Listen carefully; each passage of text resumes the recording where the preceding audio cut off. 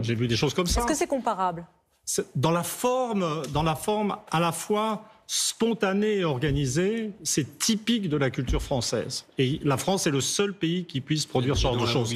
Mais je voudrais parler, en fait, là, maintenant, reparler en tant qu'historien du phénomène de la violence. Parce que je trouve que la façon dont on parle de la violence est un peu léger et, je dirais, dans l'émotion. Donc, bien entendu, on déteste tous la violence.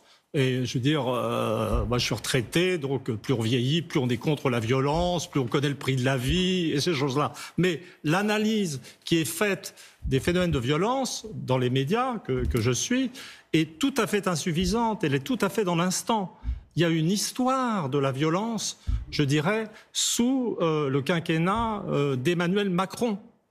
Il est parti, je m'explique, je vais vous faire la séquence. Non, parce que là j'ai l'impression que vous êtes en train de légitimer la violence. Alors là, vous vous placez tout de suite. J'ai déjà entendu ça. J'ai vu.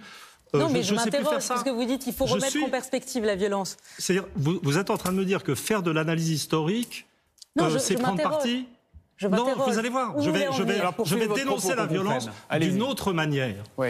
Alors d'abord, il faut partir d'un pays dont la société est extrêmement violente. C'est une société qui accepte de vivre avec un taux de chômage de 10%. Où les gouvernements se succèdent sans jamais trouver de solution. On a eu un petit moment de paix avec Macron. C'est la phase que j'appelle le macro-jeunisme, si on peut dire, où on attendait des choses extraordinaires de son arrivée au pouvoir et où les choses semblaient bien se passer. Mais déjà dans cette période, on sentait chez ce président un certain plaisir un peu vicieux à aller humilier les gens ordinaires sur le terrain, les gens qu'il dominait culturellement, en fait. Il y avait quelque chose déjà de violent. Et puis ensuite, il y a eu l'affaire Benalla. Et Benalla, pour moi, c'était un choc. C'était comme si on voyait la violence sortir, pas simplement de l'Élysée, mais du cerveau du président. Vous voyez, il y a quelque chose, je dirais, de cet ordre. Et j'en viens maintenant à l'analyse de la situation actuelle. Je veux dire, ce qui est violent, et évidemment, c'est insupportable, je dirais, de voir toutes ces vitrines démolies, ces voitures défoncées. Mais qu'est-ce que c'est à côté de la violence qui consiste à mettre des gens hors d'état de vivre, des familles hors d'état de vivre, en leur augmentant le prix des produits de première nécessité? C'est une violence absolument incroyable. Et j'irai plus loin maintenant, et je passe dans la phase, je dirais, vraiment sinistre de mon analyse. Ah oui, parce que là, c'est... Oui, voilà. Et je vais vous dire, l'une des choses qui m'inquiète dans la situation actuelle, c'est que tout le monde a l'air de dire, et alors là, ça vaut pour la France insoumise et tous les gens optimistes, du genre, au fond, Macron est bien embêté, le gouvernement est bien embêté, tout lui pète à la figure, etc. Bon, il est clair qu'au début, les choses sont arrivées par maladresse, par incompréhension, etc. Mais au stade actuel, il me semble qu'on est tout à fait dans autre chose. On est dans une stratégie délibérée de provocation gouvernementale. Le fait de refuser... Non, je continue, je termine, ensuite je vous faudrai la paix. Laissez la parole aux autres aussi, Emmanuel Todd. De stratégie délibérée, il employait le mot chaos.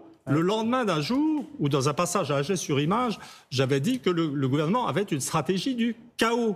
Au stade actuel, la population soutient le mouvement, mais il y a des catégories sociales qui vont fléchir. Il était en bout de course. Et je vais essayer de faire bref. Et il n'est pas du tout évident. Alors, les petits soldats du macronisme raconte des choses lénifiantes. Pourquoi vous l'appelez comme ça? C'est un peu méprisant, non?